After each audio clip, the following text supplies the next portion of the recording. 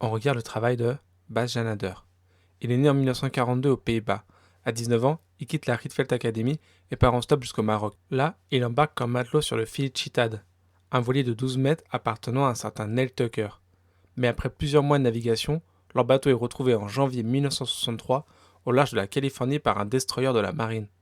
Leur bateau est tellement endommagé par la traversée que le destroyer doit les remorquer jusqu'à San Diego. Après avoir été débarqué, Adair s'installe à Los Angeles. Il s'inscrit à l'Otis Start Institute où il rencontre la fille du directeur, Mary-Sue Anderson.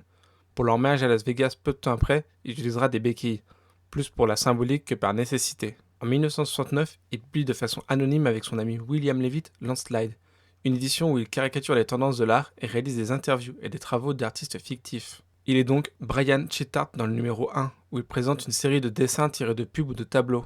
Dans le numéro 2, il caricature le magazine Art Forum en Fart Forum. Ce duo produira ainsi 7 numéros qu'ils envoient par la poste à leurs amis, comme ici Alan Ruppersberg.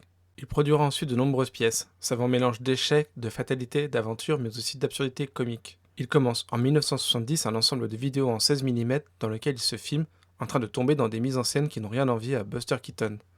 Dans Fall 1 Los Angeles, il tombe d'une chaise puis du toit pour atterrir dans un buisson. Dans Falls 2 Amsterdam, c'est un vélo qui se précipite brusquement dans le canal. Et dans Broken Fall Organic, on le retrouve suspendu à une branche au-dessus d'une petite rivière. Même s'il tente de lutter contre la pesanteur, on sait qu'il ne pourra pas tenir éternellement, et que sa chute est inévitable. Il dira d'ailleurs de ses chutes que ce n'est pas lui qui tombe, mais que la gravité s'est imposée à moi. On le retrouve également en train de tomber dans Broken Fall Géométrique.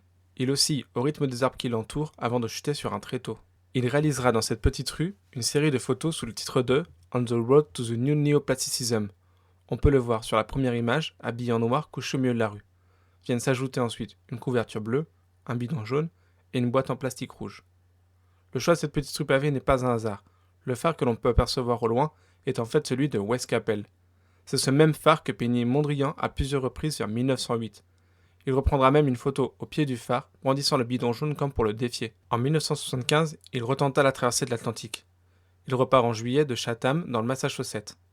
Plusieurs photos documentent son départ. Celle-ci est la dernière, on voit alors Adair se faire tracter hors du port sur son voilier de 4 mètres, le Ocean Wave.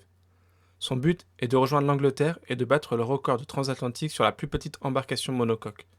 Mais l'épave de son bateau est retrouvée 10 mois plus tard, à environ 250 km de l'Irlande par un chalutier espagnol.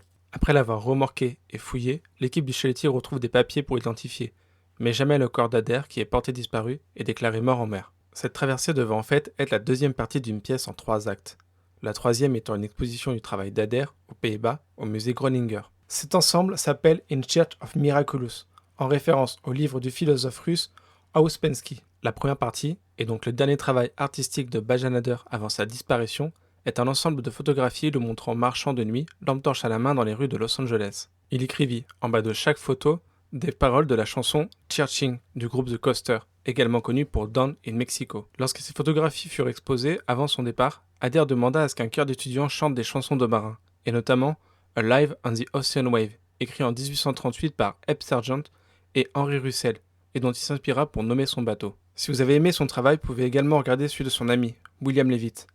Et si vous aimez l'histoire de marins, vous pouvez lire Les Mutins de la mer, qui raconte l'histoire vraie des jumeaux Berk qui ont traversé l'Atlantique sur un bateau de 4 mètres.